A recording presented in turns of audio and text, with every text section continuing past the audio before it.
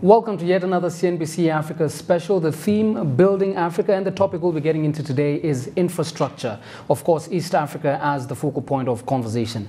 Now, infrastructure has been talked about over the last couple of years, more dominantly now that we are seeing a lot more conversation on deliberate investments. Infrastructure has the ability to connect cities and countries, alter economies, and drive growth. Has the potential to facilitate education, leapfrog Africa into the fourth industrial revolution, and bring health to millions. Yet, given that background that I've just given, according to the World Bank and the African Development Bank, only 1 in 3 Africans living in rural areas are within 2 kilometers of an all-season road, compared, of course, with 2/3 of the population in other developing regions. 620 million Africans lack electricity and poor technological capabilities, and this remains a major constraint to Africa's efforts to achieve sustainable development. Now, the question that we want to address today, what has been done or what can be done to fix this in East Africa? This particular panel will be addressing this question. Joining me on the other hand in Nairobi, in our Nairobi studio, is Julius Ngonga, who's a leader transaction advisory services at EY. Julius, glad to have you with us. Andrew Mutuma is the MD for DHL Kenya, and James Wahome is the senior analyst for corporate finance at Genghis Capital. Glad to have you gentlemen speaking to us. Now, we'll jump straight into it for the interest of time. We're trying to foster the next phase of economic growth in East Africa through infrastructure development. We've had, of course, the numbers that have been thrown about in Kenya. We're talking about 5.46% from 2004 until 2016. Julius, I'll start off with you as a transactions advisory service. What are we not addressing in terms of deliberate investments? We've seen it pick up, but what remains the issue scaling this up? I think one of the key issues we are facing is getting good bankable projects and actually procuring them the right way. That is actually getting the right investors and doing the proper actual preparation so that we ensure that we take these projects to the market and these projects are actually successful. One of the areas where, and I think our government is now starting to address this, is to ensure that the projects you actually take to the market, first of all, actually make sense and actually is properly structured such a way that you are able to attract the right investors, the project is able to give value for money to the population. So we need to do a lot more around the preparatory phase. All right, let's move on now because we've touched on that investment bit. Andrew, I'll come over to you. There's the conversation about some countries in the region cutting spending on infrastructure. Tanzania, of course, in focus, suspension of some projects within the port. How does this affect your projections that you have within your particular businesses? Whether this is any point of concern or you had already hedged just in case this might happen? I think I'll touch on that a little later in terms of how it does affect us. But ideally, business decisions are made both for the short term and the long term. And so when governments come and say, you know, they have projects in the pipeline, private businesses like the ones I represent, DHL Express, begin to invest and make investments so that they're able to take advantage of some of those infrastructural developments. So at the point where governments come back and say, oh, we are sorry, we are not able to continue with these particular projects, it definitely affects us because of the impact on return on investment, because you've already invested on a facility or you've already invested in equipment which you're not able to use to their full capacity, and therefore, and considering there are many other factors in terms of financial depreciation and many other things. So businesses within the short term are impacted greatly because when you look at the inflows, they are not equivalent to the sort of outflows you have when you begin paying for some of these facilities. And of course, the issue now on whether we're commodity dependent, and I'll throw this question out to James Wahome, just tied into what Andrew said. We're seeing the average growth in sub-Saharan Africa 1.4%. That has been mentioned by the IMF, but slow down in commodity prices. Now, what is the role of this diversification away from that in enabling infrastructure development? What have you noted as Genghis Capital? One of the things that we've noticed is that if you're able to provide adequate infrastructure, then obviously the rest of the other services will follow. So for instance, agriculture would be much more viable if you have good infrastructure in place. Productivity is also increased. So, for example, you've asked a question about companies that have moved out of Kenya, for instance. And one of the reasons was the high cost of labor and also the high cost of power. Now, there is policy that is trying to address that. So I think the quicker we're able to move along that line, then the more we're able to attract such investments into those sectors, and we're able to improve commodities, for instance. Now, James, I'll just stick with you. Since you handle corporate finance, we've been seeing the number of projects within the infrastructure realm, 93 in 2013, 43 in 2016. We'd imagine as we continue to urbanize and we continue to scale up most of the money that we're throwing around, we'd have a lot more infrastructure projects. Why is the number and the value dropping? The reason why I think the number is sort of peaking down is because you already have these massive infrastructure projects that have come on stream. Now, obviously, the economy has to absorb them, so you have to have a sense of whether they are viable or not. For example, SGR, we have to be able to see whether it's actually economically viable, and it has to be tested. And it will only be tested once you start to put it into good use. Now, there's also quite a lot of capital that is required for infrastructure projects, and I mean, if you were to go out and raise that capital consistently, you'd find that your debt levels are going to increase on a much faster rate. So the thing is to have the infrastructure come on stream, let the economy absorb them, let it generate the impact that it's supposed to generate, then move on to the next infrastructure projects that you want to put into the pipeline. Easier said than done. Julius, I'll come to you, just borrowing from what James has said. We let the investment take its course, we let the money come, and then we distribute it and move on to another project. But the ownership and financing of these projects has come to question. We're seeing government owning 86%, 2% owned by private, but even the ones that are owned by private or government are from foreign entities in most times. So maintaining the capital inside, maintaining the revenue inside, that's a big issue. Help us understand this. First of all, actually, let me go back to the earlier question around the number of the projects. Actually, the number of projects are actually not decreasing. In fact, in the contrary, they're actually increasing. What's happening is I think the government now are taking a look properly at these projects. I'm just saying, which project should we be bringing to the market? Which project should we be procuring? So, for example, PP unit in Kenya started with 59 projects. I think now there are 79. But actually what is there in the projects? Just a couple of projects. So I think all of them, I think, need to be properly structured. And in some lessons, I think the governments and the public sector in large are learning the hard way. But I don't think we have an option other than to do that. Now, coming to the question of financing an option, I think it's good that the public sector and our governments are actually realizing that they don't have to finance these projects. Certainly, we don't have the budgetary support or the monies to actually build all the roads or build all the bridges or the ports. So I think you have to rely on other sources, which we call innovative sources of financing, and get support from the private sector. So to deliver what was, can I say, traditionally the mandate of the government to deliver, which is like build roads, or you partner in the public sector to build roads. So the government doesn't have to build all the roads. I think all what you need to build is a mechanism to give or to pay back the owner, the capital, to basically get the profits in back. So I think that's a good way. Now we are a long way from that, and the government still has its role, and the private still has its role. I'll move that, just building off of what you said, I'll move that to DHL. DHL had interest in logistics, making sure that East Africa was a good logistics hub, Rwanda being in focus. But let's move on to now a DHL perspective, Andrew.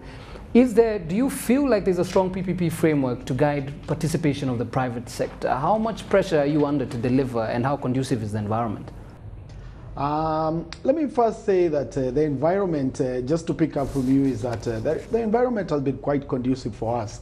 So giving an example, like the investment the government is making at Jomo Kenyatta International Airport.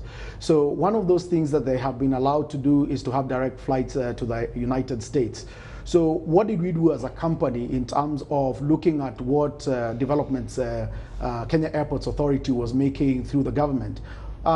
pretty much what they're trying to do is making sure that Kenya becomes a preferred hub in Africa. And in so doing, that definitely means you get a lot more shipments, you get a lot more passengers, and definitely a lot more flights into the country.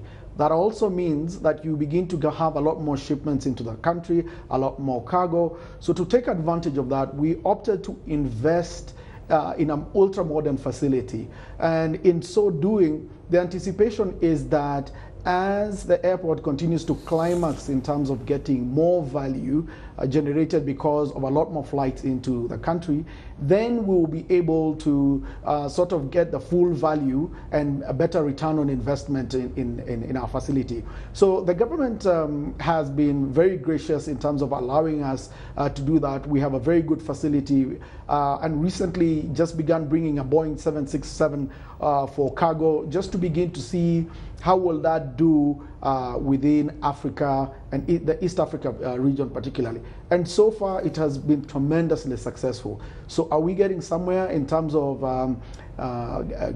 private participation through the PPPs? Definitely, we are getting value, and we continue to see that we will continue to invest in our facility and many others within the country because we can see that the economy is growing and our business revenues are continuing to grow. All right, just on the same point, your investment have included overall facelift of your facility, but just help us understand this. Across different sectors, one of the biggest issues that has been mentioned as a disruption has been tech and innovation. Now, when you talk about enhancing efficiency and speed of delivery of customers, who exactly stands to lose? Or just tell us how much you have to lose before you actually get back into a revenue generating stream. I mean, definitely, when you look at the bankability, particularly of projects like this, you have to convince our head office pretty much that this creates value, and we have got to have a good return on investment. And definitely, they have projected returns on investment, meaning you have to break even at a particular time. And so, definitely, we stand to lose, but the country also stands to lose if a facility like ours do not generate the sort of revenues, because ideally what we do as an organization is connect people and organizations to the rest of the world. And we always say that a business like ours is a good barometer in terms of establishing whether a country is growing or a country's economy is shrinking. Because I can tell you, when you begin to see shipments decreasing, you can definitely tell there is something wrong with the economy, and you need to understand and begin to appreciate what are those things that are impacting growth within the business. So, I mean, we as a private multinational business would lose, definitely, but I think ultimately the economy would also lose, because we are connecting Kenya, for instance, and even this particular region to the rest of the world. We fly into 220 countries, 120,000 destinations in the world, and so that sort of connectivity is really important for an economy like ours to grow. All right, let's get another perspective on this private sector-led projects in the region. James, I'll come to you. We are seeing Centum with 1,200 megawatts through Akira, of course the geothermal, and AMO, the coal projects in Kenya. Are we convinced that their model or their business model that they're working with is sufficient both mid to long term for Kenya's environment? Around PPP, there has been a lot of development or a lot of activity, especially from the energy sector. I think we have seen a number of IPPs come in, and Centum is definitely one of them, looking to do the geothermal plant in Akira, and as well as the AMU power plant. Now, I think the question now comes around is, what is the energy demand for the country? Because some of these projects are quite large. I mean, if you look at AMU power, it's close to 1,000 megawatts. If that comes on stream, is there enough demand to sufficiently take it off from the power plant? Because when you actually give them that contract or the PPA, you're going to buy that power so long as they're producing it. So I think that's one of the questions: is how do we bring in these power plants on stream? Is there enough demand? Do you build first and then let the demand come later? I think it has to be gradually built up so that you get to the extent where you're able to put in large power projects, but you have sufficient demand or planned demand that will be able to take up the power once it's put on stream. All right, Julius, I'll get your view on the same. We're trying to understand the impact that the private sector-led projects in the region have had. Do you feel, as a transactions advisory services, that there's a lot that needs to be done, or could just continue on the same projection? There's a framework in place, and you can see the successes there. I think the other sectors, for example, in real estate, we need to be able to see a lot more. So if there are parastatals that are responsible towards bringing housing, for instance, then they should be able to be empowered. There should be a framework in which they're able to engage with the private sector to be able to initiate projects on a PPP scale. There is a PPP framework in Kenya that allows the companies or the contracting authorities to be able to negotiate with the private sector. And there's a lot of interest also from private financiers to fund PPP projects. I think then that framework from the contracting authority all the way up until where the project requires funding needs to be actually expounded on and acted upon. And that draws back to what Julius has said. There has to be some structuring that needs to come in so as to be able to link the funding and the needs that are required within the country. And that can also be actively deployed through PPP. You mentioned Julius, and I'll just go to Julius next. Julius, of course, the conversation that had been raised just a few weeks ago was the nuclear energy. Kenya was planning to construct a 4.85 billion nuclear plant in 2027. Of course, we know the success that this has had in other countries in Africa is almost not sustainable, particularly in South Africa, and a lot more there's issues on the same. But so what do you think about the timeliness of most of these projects that we're taking on, and we're ensuring that the private sector is taking the bulk of that? Yeah, I think one of the things the government is trying to do is actually deliver cheap power to the population. I think that's one of the key objectives. And I think one of the reasons why you see a lot of private sector investments in the power sector is because I think the regulatory framework, the institution framework there is actually clear and actually quite tested. So the investors know what they are getting to, the public know what they are getting to, and the contracting mechanism itself is very clear. First of all, we need to get that to other sectors, so that the road sector, if less like I need to do a PP in the road sector, is the same. Now, going back to the nuclear energy power, that of course gets informed by what the projections for the country are in the what you call the least cost power development plan. I think by about 2030, the country projects to do about 17,000 megawatts. Those 17,000 megawatts, there are various forms or generation types, and I think geothermal and nuclear was one of them in order to deliver 17,000 megawatts, because you need to get the resources, so for example, to be able to deliver that. So I think it's just a question of how you manage it, but eventually the ultimate objective is to be able to deliver cheaper power. So if it delivers cheaper power than, can I say, the diesel generators, perhaps they're well and good. I think but we then need to form the mechanisms of actually making sure that we deal with the risks or the externalities of actually handling that power source. And I think that's where you have the Nuclear Energy Committee look at those, and there are various milestones those committee needs to achieve before you are able to even put the first megawatt of nuclear energy. So I tend to believe actually everything is doable, provided you're able to manage all the risks. All right, now before we go for the break, let's just ask one more question. We'll reel in Andrew Mutuma at DHL. We would like to understand, within the supply chain, there is a place for local companies in infrastructure development. You, of course, within logistics, you might be a bit biased on the same, but help us understand from an outside perspective looking in. Financing, advisory, post-construction, or management. Where do you anticipate that the private sector would actually have a lot more mileage if they came in strategically? I think when you look at it from there, it's when you're talking about the building of the roads, like what is happening in the SGR, for instance, is that you have a lot of local organizations and particularly in private, which are handling the construction bits. So they may not be able to do it within the sort of scale, but they have been allocated each different responsibilities within the whole project to be able to deliver.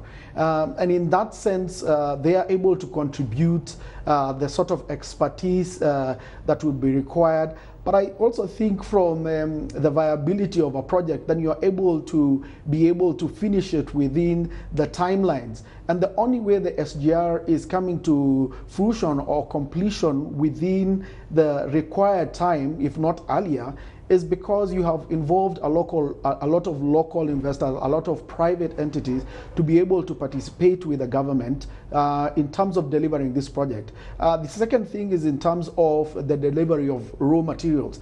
There are certain materials which will probably and which can be gotten here, e.g. cement. There are also steel plants that are here. So I think when you look at the opportunities for private entities being able to involve themselves with government projects, there is a lot of scope because once the project has been justified, then in terms of looking at the financiers giving finances towards the project and different individuals, then it makes sense because at the end of the day they will be able to finish a project and get paid for it, and in the same way be able to pay back what they have borrowed. So again, like I repeat, there's a lot of scope for private entities to be able to get involved in these PPPs. Right, James, on the same topic, the place of local companies in infrastructure development. You've handled advisory, you've helped with the understanding ownership, but speak to us about post-construction running and management. If you were to get on board most of these macro projects that we're seeing both in Kenya and in the region, what would you possibly do differently within the PPP framework? I think that there should be a space or an allocation which allows local companies to participate in the PPPs across the entire value chain. But you might find, for instance, that there are certain expertise that we don't have locally. And I think at that point, then you need to allow some room for capacity building. Because in terms of these projects are normally going to be considered large and they're going to be public projects. So they have to have some sense of ownership by the owners of the country so that they can be able to appreciate the project, and as you grow capacity, they can be able to develop many more projects. So I think there has to be that allocation. Julius, my final question to you before we go for the break. Of course, you're well versed with what's happening here in Rwanda. You understand the governance here in Tanzania and the other countries in the region. Now, in Rwanda particularly, we have a system where the government is entirely the one that paves the way for most of the private sector. And the private sector in other countries such as Kenya is more liberated. Just help us understand what you've noted as whether this works for what particular population and how we could try and replicate some of those successes. Yeah, I think all the countries can actually learn from each other. Obviously, Kenya has a bigger private sector, and I think has been more stable for a long time. But I think Rwanda is actually investing and making great strides around that. I think it's learning what countries like Kenya have done. What mistakes have they done, and how do you avoid those mistakes? And I think there is a very good cooperation within the countries just around the investment in the infrastructure. So that's one of the easiest ways to do it. So if let's like you have expertise in Kenya, why does in the Rwanda or another country tap into it? You don't have to go far. If let's like doing the Sun Engage Railway, and Kenya is already doing it, then get expertise from there. No, the issues they have actually been dealing with. I mean, even if it's contracting with the contractors, they actually engage with that. So there's a lot of learnings between the countries you can actually do. From actually borrowing from the laws and the regulations and basically the refereeing of those projects. Right, gentlemen, allow us to take a short break. We'll return with a lot more on this panel discussion on building Africa.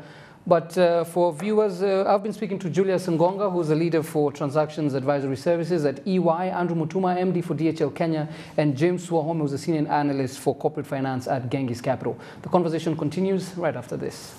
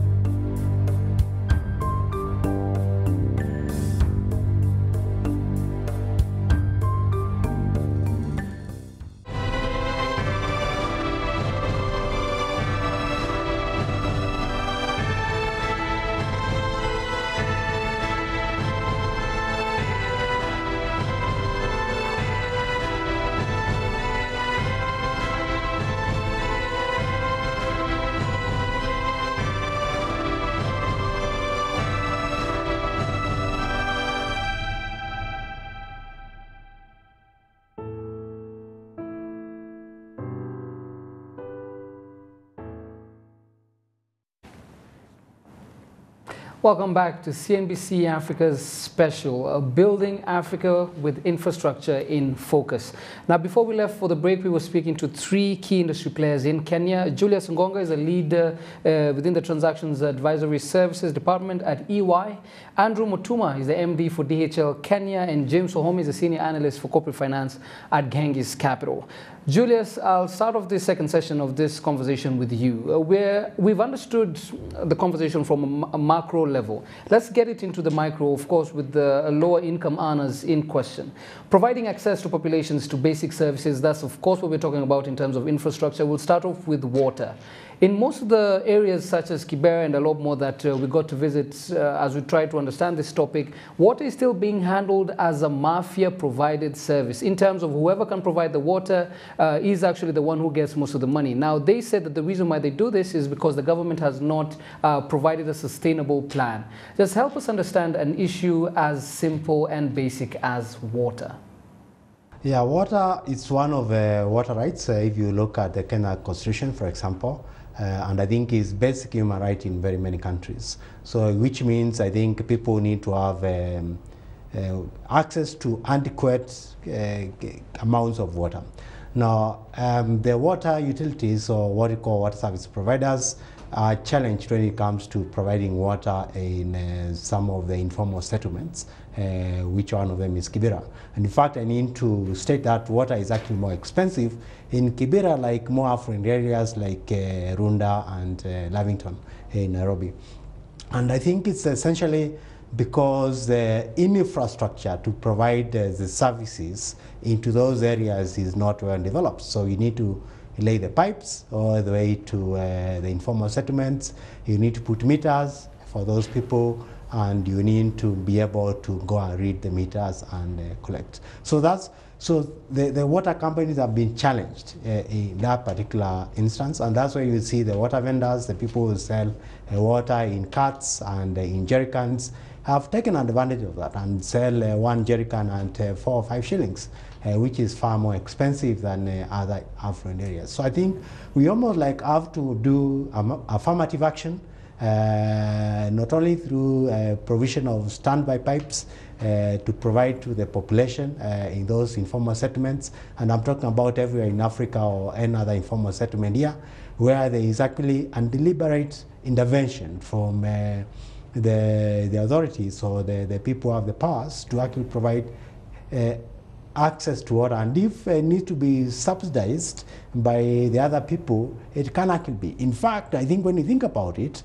they end up subsidizing the rest of the population because their water costs more than the other issues. So there has to be deliberate effort, affirmative action to provide water in informal settlements.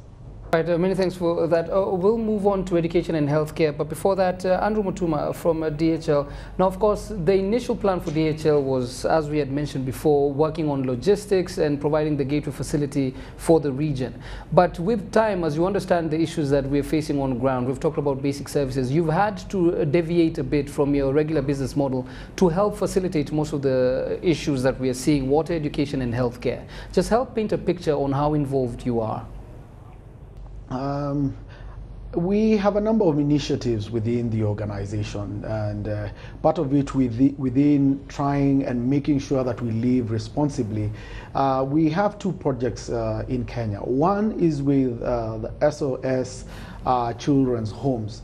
And part of that is being able to allow the children that come from that system to better understand what goes on within business circles, take them through training so they better understand how business works, and they are better prepared to go out and face life. The second bit of it is we are also involved with St. Teresa's home down in Nanyuki, or rather in Naivasha. It's a home for abused children, and in so doing created and sponsored infrastructure, the hostels, playing ground, and many other aspects of that home. But also to give those children a better life owing to the sort of circumstances they find themselves in currently.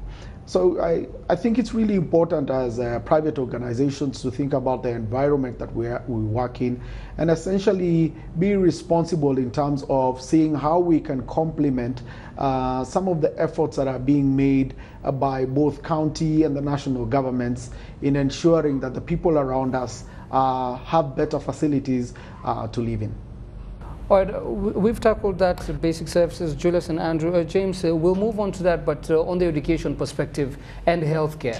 Now, for these two sectors, we've seen a lot of capital flight. Investors repetitively mentioned that the framework is not conducive, corruption has taken most of the center stage, and we're still seeing no clear roadmap in terms of the amount of money being put in and what is coming out. For those two sectors, education and healthcare, help us understand your take-homes. Investors, like Julius had initially pointed out, is that when they put in the money into the specific sectors, they expect a return. Now, if the framework is not conducive for them to be able to generate this return, then it becomes very difficult for private companies to partner up with the public to be able to deliver these sectors. So it becomes challenging. For example, if you look at education, we have seen a bit of a push and pull around private players and also within the public players. So there has to be that framework that allows them to become successful. So it has to start from that point. If it's not there, then it becomes very difficult to try and attract private sector players to come and participate in those sectors. Right, on the healthcare front, we have digital platforms that have starting to flood the market, but we also had the instance, what happened before in Kenya in regards to the doctors and the payment and all of that. And now, how do we convince potential investors or potential local entrepreneurs who would like to get into that same field and scale it to the masses that their future is secure? I think, one, it has to come out from the respective ministries that handle those sectors. So there has to be a framework in which they engage with the private sector. They actually have to put out certain requirements that they feel private sectors need to play, so that everybody knows what has been defined. And then you can be able to, if there is need to subsidize some of the requirements that the private sectors can, so that they can become profitable, then government needs to look at those initiatives. Now, for advisors, then it also becomes critical for them to be able to analyze those particular opportunities and to be able to structure them in a way that it's also now viable for even the private players to go out and raise private funding for it. All right, let's get the conversation regional. We'll come to Julius. Now, we've talked about Kenya with a GDP of annual growth rate between 2004 and 2016, about 10 years, 5%, Uganda 4, Tanzania 6, Rwanda 7, Ethiopia 5. Now, of all of this, Rwanda is the one that stands out, but we do know that this place, at least the economy is not as diverse, and we anticipate that the numbers will stabilize as we go on. But where do we see the next frontier of economic growth in East Africa particularly, realistically speaking, and how are the other countries leveraging on that? I think the countries in East Africa and actually in Africa have done very well. In fact, we have over the past few years, we have some of the fastest growing countries in actually the whole world. I think Rwanda is one of them, Kenya, there, Tanzania as well. And I think all this is driven by the investment in the infrastructure, because it's a huge catalyst in economic growth. In fact, a lot of studies show that you can basically increase your GDP growth by actually just investing in the infrastructure. There are very many studies which have done which tends to show that. And it's in a way also linked to the, can I say, the level of inequalities, because you find less like the income levels is less diverse in areas where there is more infrastructure, because the farmers can access the market, so they'll be able to produce their goods and send them in the market in record times. The cost of business is lower because you can move your goods from the ports all the way to inland at cheaper freight. So I think the economy is at the center of all this, and I think you have seen the budgets of almost all the countries in East Africa. The lion's share is actually going to the infrastructure. That's actually very deliberate, because it's a huge catalyst to economic development, and I think needs to continue. You've mentioned a crucial point, the port. We'll come to you, Andrew. We'd like to understand these best practices for infrastructure. Just share with us some of the feasibility studies you've had on ground where you have the most business confidence in the region. Help us understand where you've had it and why. I think when we look at the infrastructure, both, for instance, for us at the airports, currently the roads, which are beginning to grow, and also the port as well.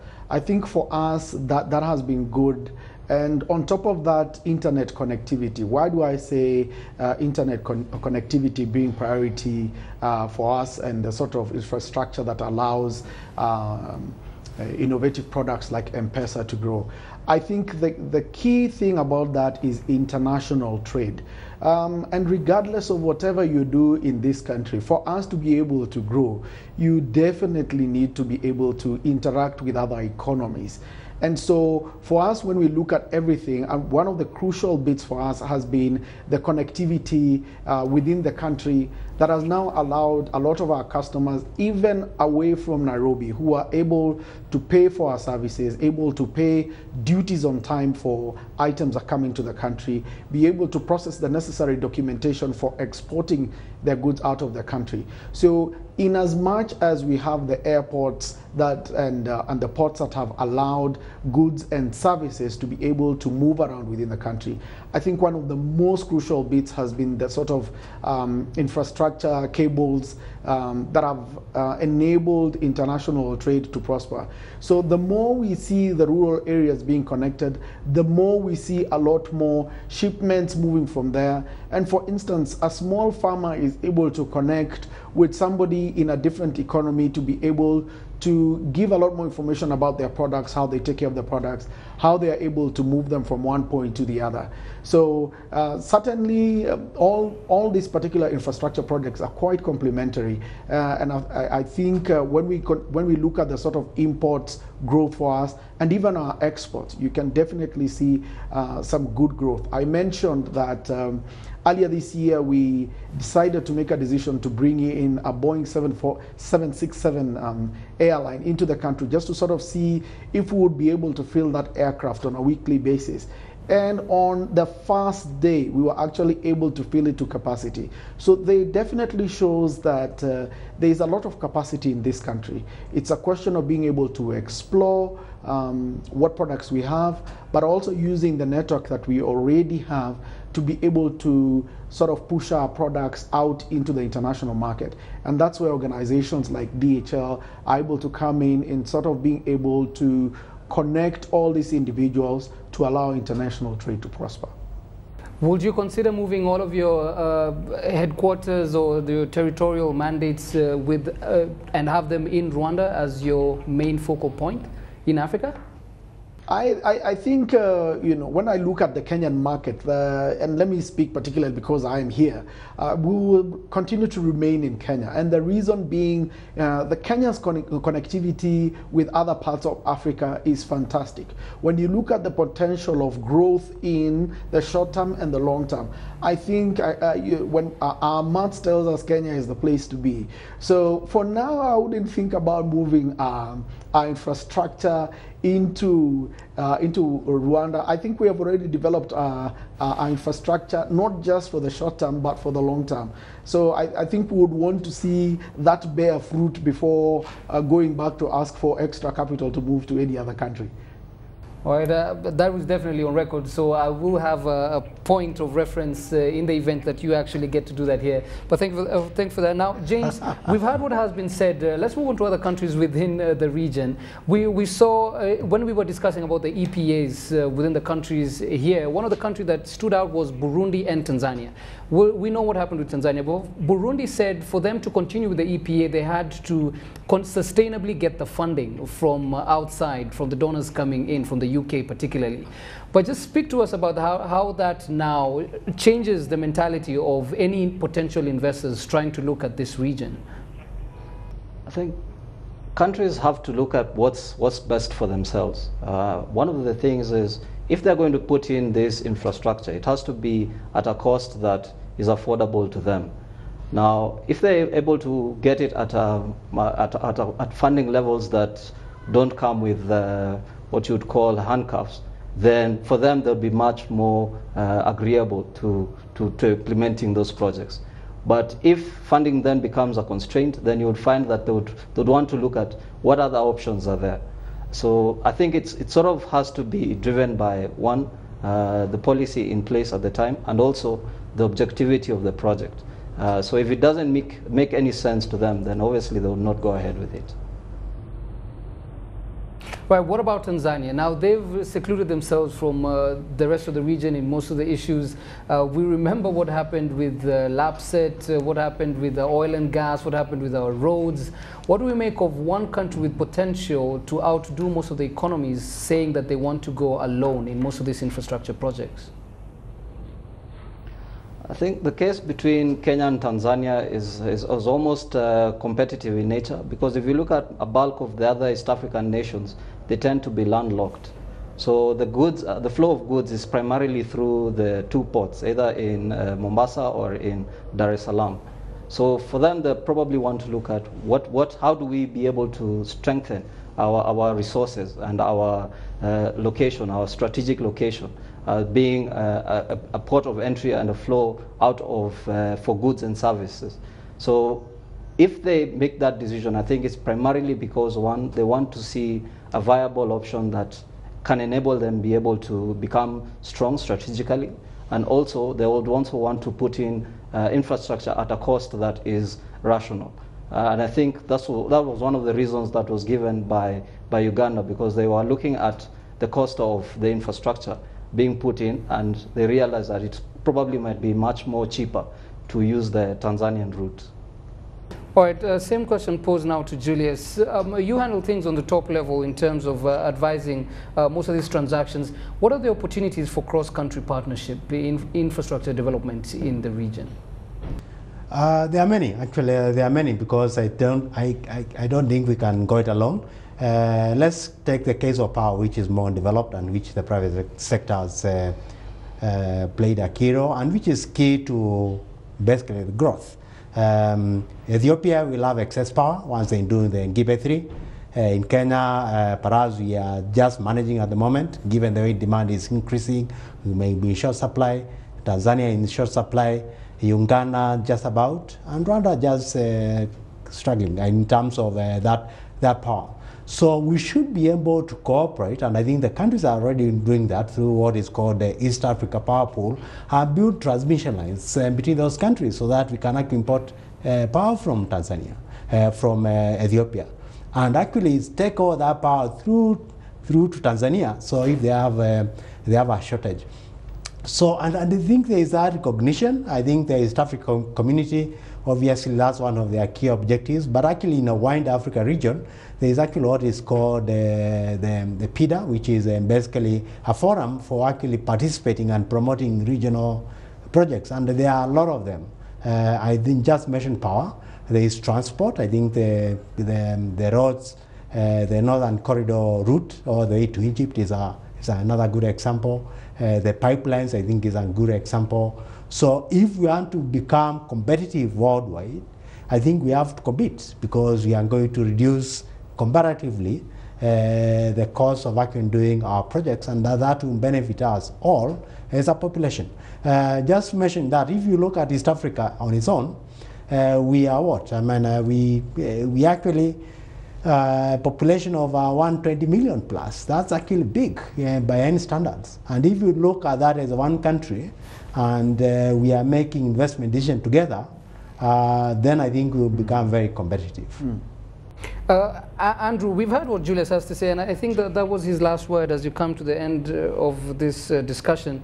But let's tie that now to what has been happening with the financial institutions, World Bank, IMF, most of these people trying to rate the countries in the region. They've implemented a lot of measures in an effort to reduce the spending or the widening budget deficit. How much of this has affected your business, and what have you been hedging to ensure that even as you have the infrastructure projects happening, they are not impacted by this global concerns or this global scrutiny? I think global scrutiny will continue to happen because, again, these are the institutions that will continue to cooperate with the government in terms of looking at the viability of a lot of projects that we have. But I think for us and any business that is looking at making money both in the short term and the long term, you always have to encompass risks within the business, so that even as you invest, and the justifications we always make as far as business investment decisions are concerned, there are always certain risks in terms of sometimes projects not coming to fruition within the time that you expect them to come through. But nonetheless, I think Kenya continues to be an economy that is growing. And while as the concerns of the Bretton Woods institutions would be valid to a certain extent, I think when you look at a project such as the SGR, we anticipate that with time, given that even as our neighbors begin to have some of these projects begin to move forward, we have the distinct advantage of, as being in terms of fast to market. So we will be able to learn a lot earlier in terms of what are the pain points as far as a project like this is concerned. What can we do to realign some of our key competencies and the benefits of this country to allow such a project to grow?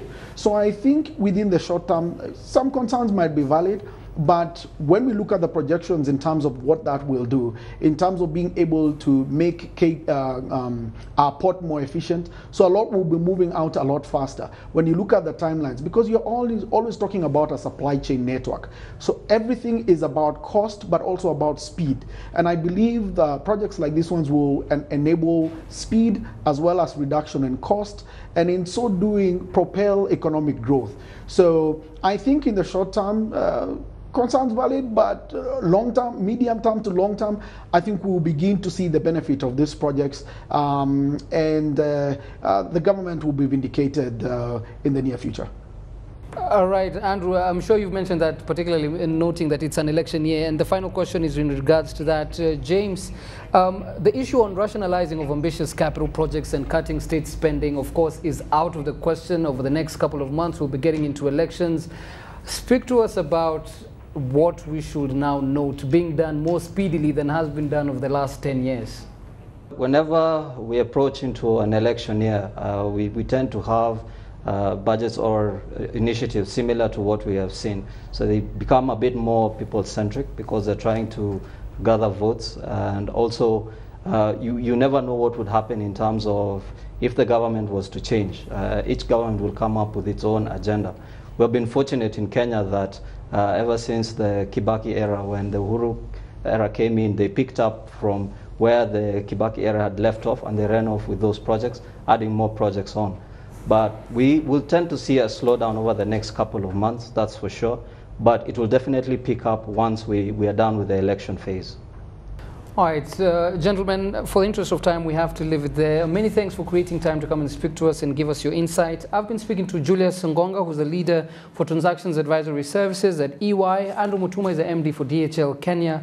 And James Wahome, the last person to speak there, is the senior analyst for corporate finance at Genghis Capital. Now, we've been having this CNBC Africa special, the theme being Building Africa, East Africa in Focus. Thank you very much for watching. I've been your host, George Nderango. Do continue to enjoy the rest of our regular programming.